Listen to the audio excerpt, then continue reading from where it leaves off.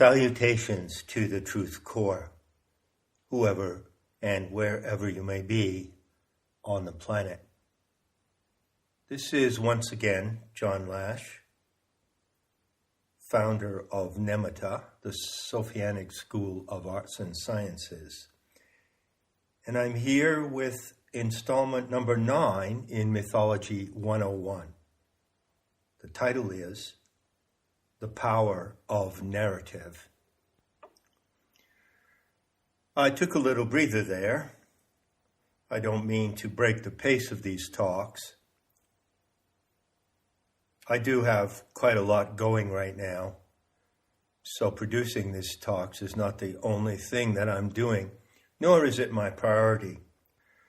Nonetheless, you have my word that I will make my best effort to polish off this course in the remaining 3 talks.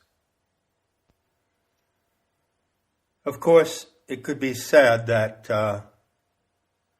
you might as well have needed a small break after talk number 8 on the slave species meme. I can assure you that the material compressed in that talk belongs to the top level of investigation in creative and comparative mythology. By the way, sometimes I say creative mythology.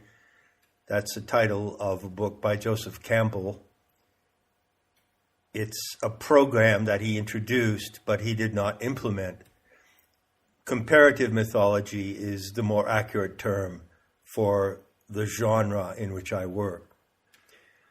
And it could be said of this series of 12 talks that it represents or presents or offers to you a crash course in comparative mythology.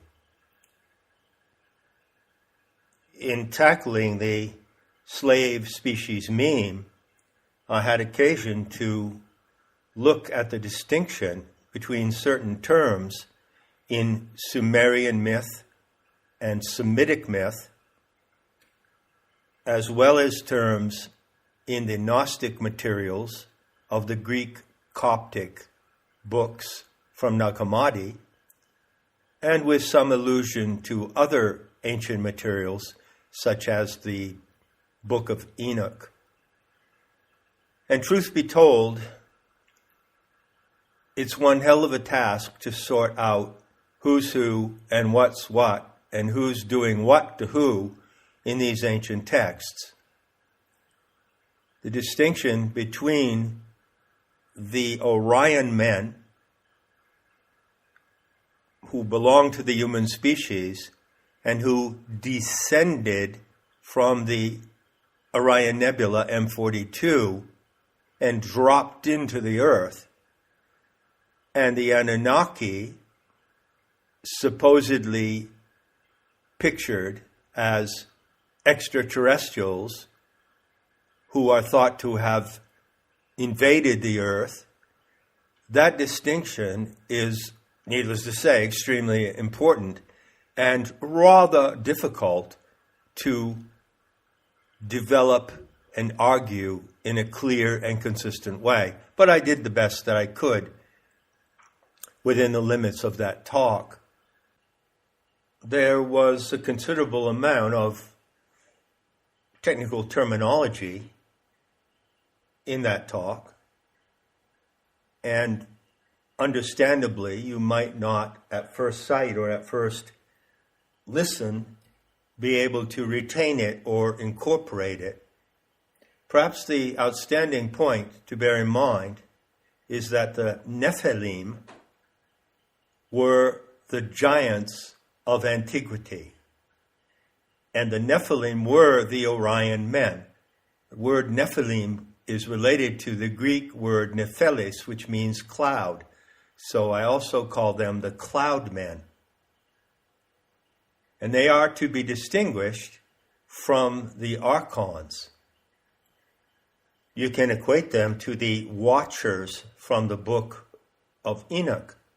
But that correlation is problematical and ambiguous, because in fact, the archons are the true watchers, The Archons, this extraterrestrial cyborg species, has been watching and surveilling the human species on Earth for untold hundreds of thousands of years.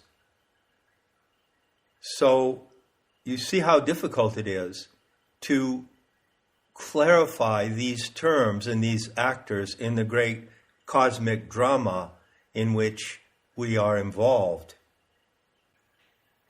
Now, it's inevitable that any discussion in this area, or even any daydreaming or wondering about what's going on in the vast cosmic scenarios of prehistory, it's inevitable that the theme of the fallen angels comes up. The theme of Lucifer and the Luciferians and the fallen angels. And this is yet again another file which is corrupt and confused. Now, I dedicated 3 talks to that subject sometime, about 3 years ago actually, entitled "The True Lucifer is Sophia." I wouldn't even begin to try to give you one sentence from the argument I made at that time.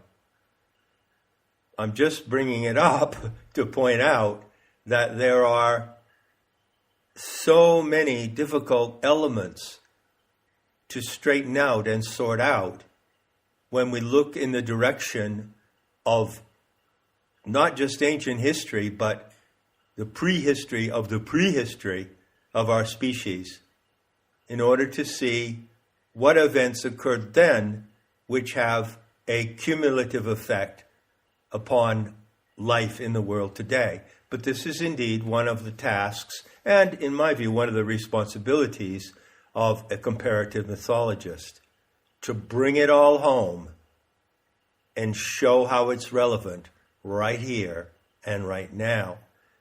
And I wish by the end of this series that I am able to accomplish that objective.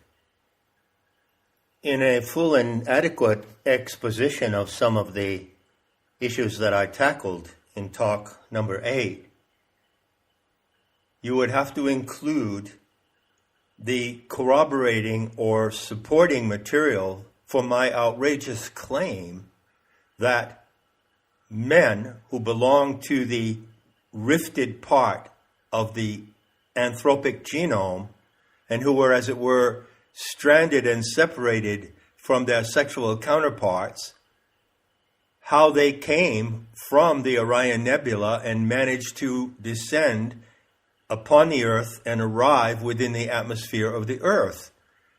Needless to say, that's a pretty outrageous claim. But there is supporting material. So before I go on to the main topic of this talk, which is the power of the narrative, let me just give you one example. This comes from the text that goes with my 3 talks entitled "The True Lucifer is Sophia." Quote, "In Tibetan lore derived from indigenous Bompo shamanism in the Himalayas, the expression opening the door of the sky designates ascent into the celestial sphere by means of a magical rainbow light cord. Dmu. The Dmu cord is the symbol of communication between earth and sky. This word is also found in divinatory rites, in which it connotes, quote, the cord for ascending to the sky, end quote. According to ancient narratives, the Dmu cord was used by the early kings to descend to earth and then reascend to heaven after their death, end quote. Now, that's not me. That is from a book called Tantra in Practice. And it is a quotation from scholars, historical scholars of Tantric Buddhism. And I could cite other examples as well. The Kahuna shamans of Polynesia, which is about as far away from the plateau of Tibet as you can get on this planet, also talk extensively about a cord, which they call the Aka cord. And according to them, the shaman is able to teleport here and there around the cosmos using the Aka cord. Now, another allusion to this cord can be found in the material of theosophy that came to the world through Madame Blavatsky and others at the end of the 19th century during what can be called the occult revival of that time. There were books written at that time about the double and as well about the astral double, the doppelganger, and these books, some of these books, give accounts of first-hand experiences which can be called paranormal experiences, non-ordinary experiences, in which people found themselves traveling out of the body spontaneously. And it was observed or stated in these reports that there was a filament called the silver cord that connected them to their body, their physical body, while they were out of the body, teleporting here or there. That is further corroboration. And finally, if you want to go into the Egyptian materials, which are very dense and deeply, well, shall I say deeply encoded, well, you can find certain references to the Ka, which is the double, and some of those references also refer to a cord. As a matter of fact, the Pharaoh wore on his ceremonial attire an umbilical cord. And the name of that cord was very odd. It was called Kamatsu, meaning the bull of his mother. And in some mysterious fashion, that cord, the pharaohs wore a skirt, and the cord hung down from the skirt. In some mysterious fashion, that cord represented a power that the pharaoh had to move between dimensions or to move into the unknown, into the Nahwal, into the supernatural, and return. It's also said that that cord was actually the umbilical cord of the newborn pharaoh, which had been preserved and given to him to wear as ceremonial attire. So you see, these matters are deep and intricate. And one of the great pleasures of being a comparative mythologist is, of course, to investigate them. But remember what I said. All the clues in the world don't count if you don't know what crime has been committed. So you will come across many symbols, many images, many strange terms in comparative mythology, but you won't be able to make out what they mean unless you have an idea and a question that you bring to the investigation. I think I've demonstrated that method for you pretty clearly so far. So, moving on. I'm looking here at the notes in the unit in Nemeta, which corresponds to this series of talks. And in the notes to the talk on the Gnostic warning, I've drawn the parallels between the Hebrew file and the Gnostic file, which contains the master narrative of the fallen goddess scenario and other intel coming from the mysteries. Once again, I emphasize that these two bodies of material refer intentionally and specifically to each other. You cannot say that when comparing other mythologies. For instance, it's well known that Hermes in Greek mythology is in some sense an equivalent, or better said, a correlate to Thoth or Tahuti in Egyptian mythology. But nevertheless, you don't find text in Egyptian mythology, hieroglyphic texts, that refer directly to the Greek figure of Hermes.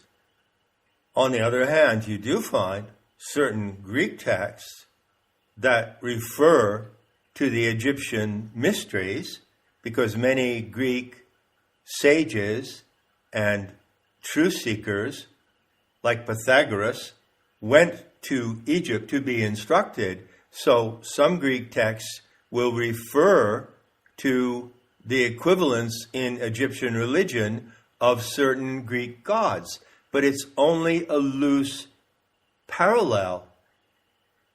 By contrast, what you see with these two different files, the Hebrew and the Gnostic, is actually a deadlock. You see an adversarial situation. So the Dead Sea Scrolls name the Gnostics as the children of Seir, and they name them as their primary enemy, as I pointed out in Not in His Image. The War Scroll has a hit list, and at the top of the hit list was the children of Seth, those who came from the sacred white mountain of Seir, which is in the Caucasus. And they are the arch enemies of those who wrote the Hebrew file. And the name that you can put on them, by the way, is the Zaddikim. Zaddikim, from the word Zaddik, which is a Hebrew word meaning righteous, holier than thou. So on this page, on Nemeta, I've illustrated these parallels, and you can go and look at it and refresh your memory anytime you like. For instance, Enoshut, which is the Hebrew word for humanity, but which, as I've noted, is concealed in the Old Testament, not openly used. There's a lie in the name Adam. The Goyim who read this Hebrew file identify Adam as their primal parent. But that is not at all the case. It's a deceit. A deceit in the first page of the document. So, Enoshut is the Hebrew word equivalent to anthropos in the Gnostic writings. Instead of Adam and Eve as our primal parents, the Gnostics taught that our primal parents are divine aeons who inhabit the core of the galaxy, or that is their home base. And so Thelete and Sophia are our divine parents. Now, in considering these parallels, I just want to point out one key element to you. Purpose of this talk is not to encumber or immerse you in technicalities, but one key element has paramount importance. The Gnostic material defines Yahweh, Jehovah, El Elyon, the supreme creator God of the Hebrew, as El Dabaoth. And El Dabaoth, according to the Gnostics, is a vicious, demented, extraterrestrial entity. That is the Gnostic warning. Consistent with that identification, who are the archons? Just asking for a friend. Well, they happen to be the horde or swarm of ETs who are in the command of the archon overlord, Yaldabaoth. You see? Well, that comparison, that identification, which is absolutely outrageous and heretical, I think you're getting the drift. That identification begs the question, Well, if the Gnostics had a name to identify the Archon Overlord and his legion, did the Hebrew have a name in their own texts to identify the Archons? As far as I know, the Greek word Archon doesn't appear in the Hebrew file. As far as I know, it doesn't appear except as translated into Elohim. So, they identified the Archons as Elohim, and that's as close as you get. There's no other word that I have ever found in the Hebrew material that more closely resembles or identifies Archon. Of course, it doesn't resemble it, but it identifies the Archons. So you have Elohim, Archons. But it's amusing to point out something else, which I discussed at length in Not in His Image. One of the main texts, the original source materials in the Hebrew file, is the Dead Sea Scrolls. And in the Dead Sea Scrolls,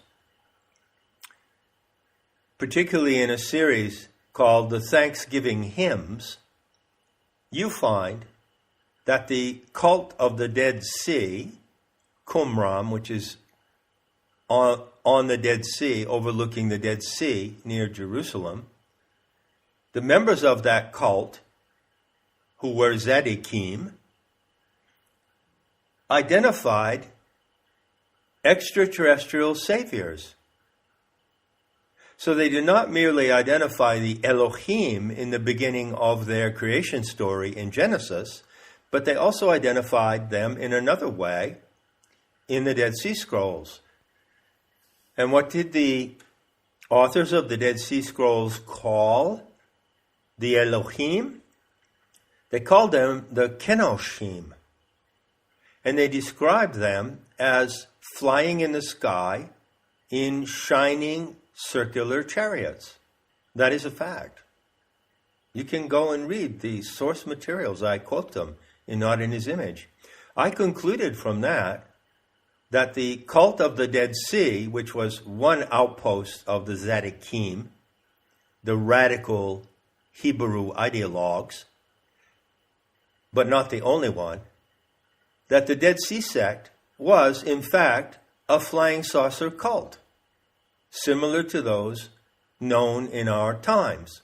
And I got to know one of them really well, because years ago in Santa Fe, I had a close friend whose name was Maggie. She was from Washington State. And Maggie disappeared in Los Angeles, California, not long after I arrived there. And no one heard about her for 20 years until her name turned up in a newspaper article about the Heaven's Gate cult, which was a suicide cult.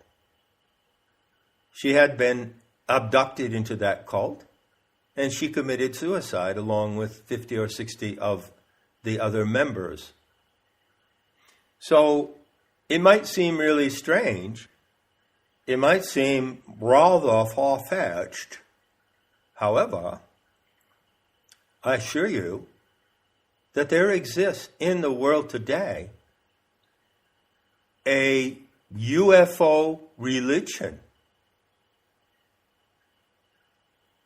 associated with an enormous cult known all around the world.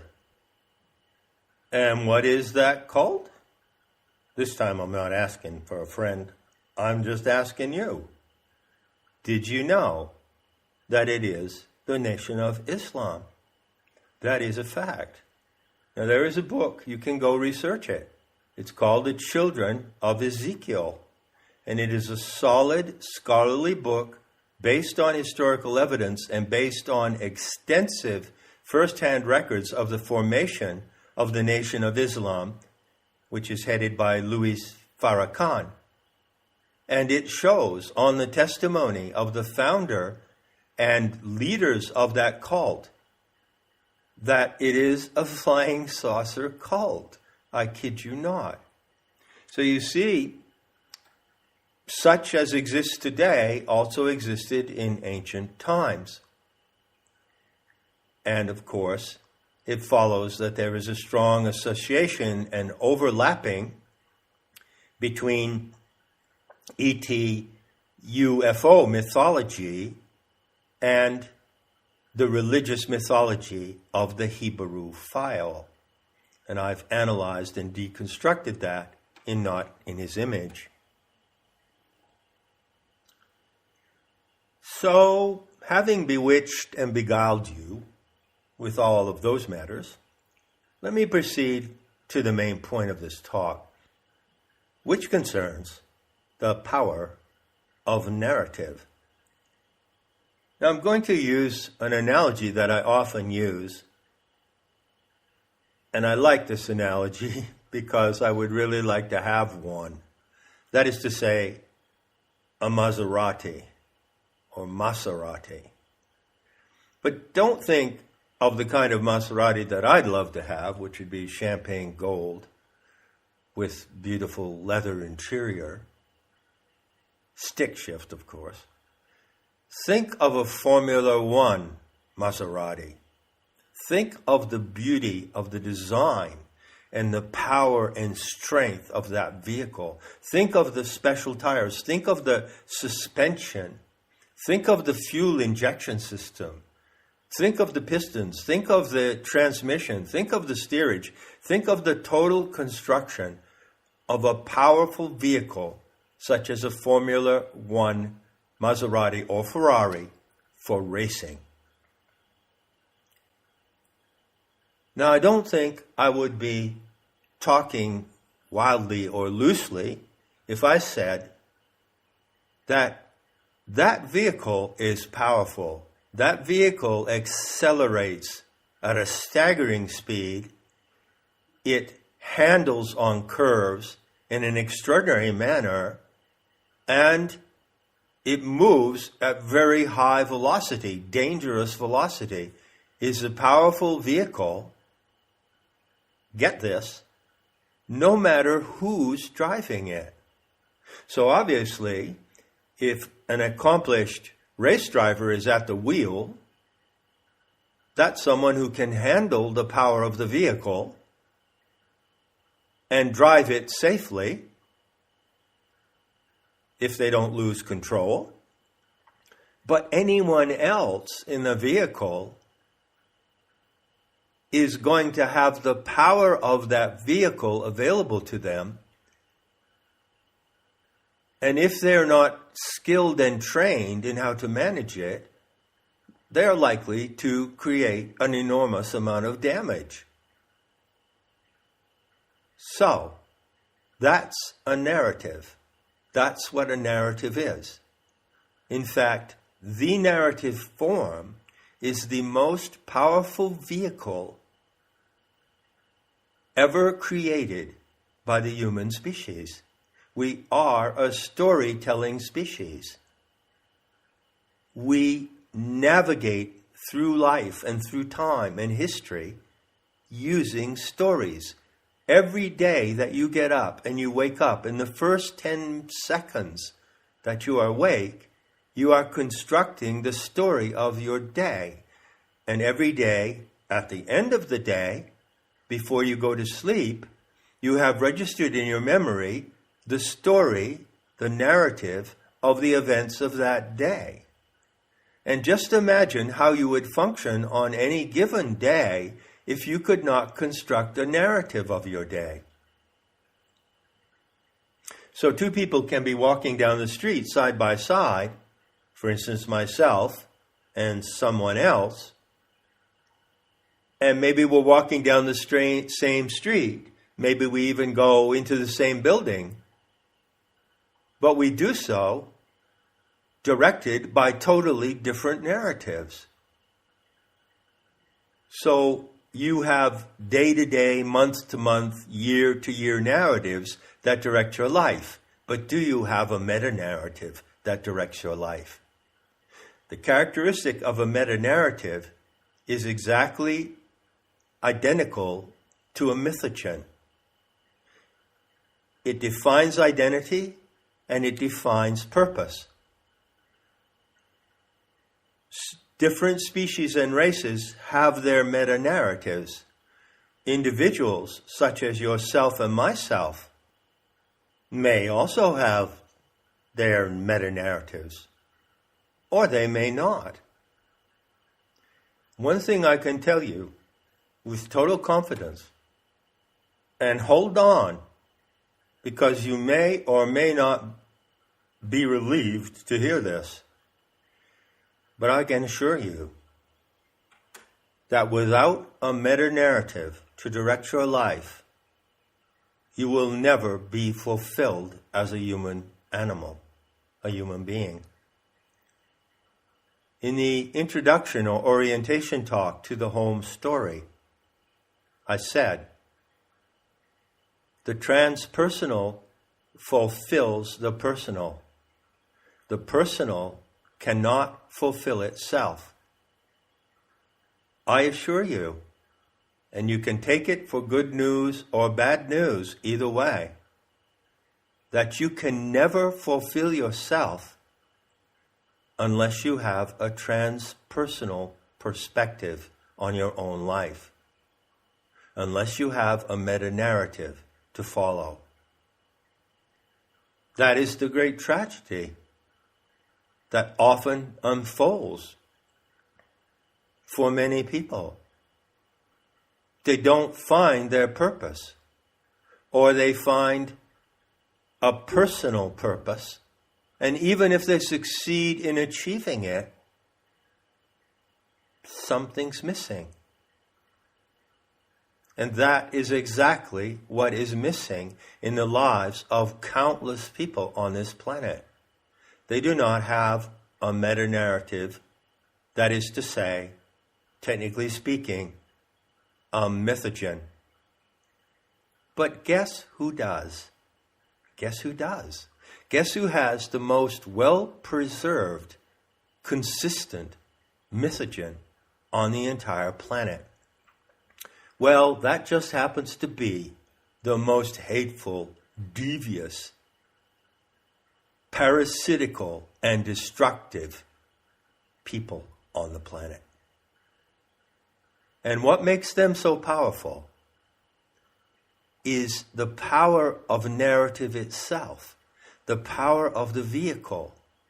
You see, their narrative is a construct of lies and deception.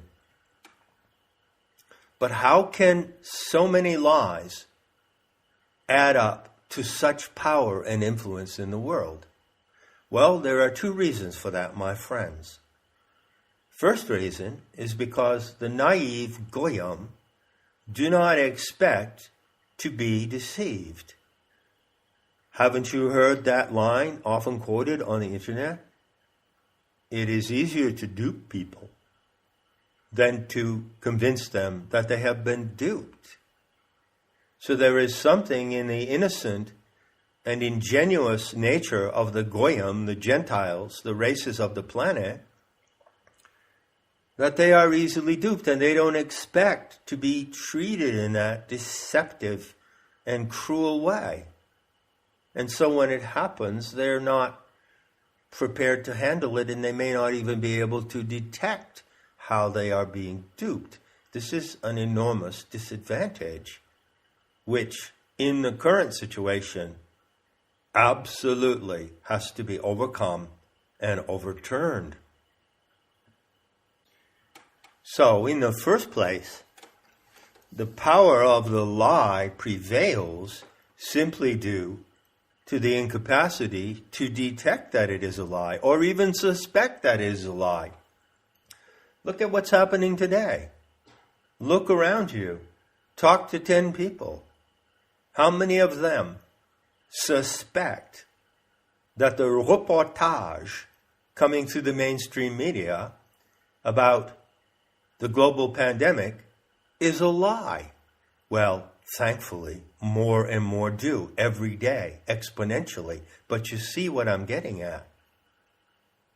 And those who do not see the lie become accessory to the narrative that carries the lie. So there are untold numbers of tads, as I call them, people. There are untold numbers of them who are actually complicit in their own destruction because they do not detect the lies running in the narrative coming from those who seek to destroy them. It is the power of the narrative itself. It is the power of the Formula One Maserati, regardless of who's in the driver's seat. Now, the good side of that observation is, well, you know what I'm getting at. Can you imagine the power generated by unity in a meta-narrative that not only addresses the evil narrative from the Hebrew, the narrative of race supremacy and world domination? Can you imagine a meta-narrative that not only addresses and exposes it, as the Gnostics did, but has everything needed to overthrow it and defeat it? And there is a beautiful line, one of the few lines in the Nag Hammadi materials that could be considered to be prophetic. This line is found in a cosmological text called The Origin of the World. And there the Aeon Sophia herself addresses Yaldabaoth and the Archons. And she says, at the consummation of your works, that luminous child will arise and smash you as potter's clay is pounded. And it will destroy all your works, and they will be as if they had never been in the first place. Now that is one of the most beautiful, perhaps the most beautiful and powerful passages in the fallen goddess scenario. And I have quoted it often and taught it for many years. And there are many, many around the world who know it by heart. And even better, they know exactly what it means, and they know exactly how relevant it is to what's happening in the world right now. Enough said, and I'll be seeing you in the beauty to come.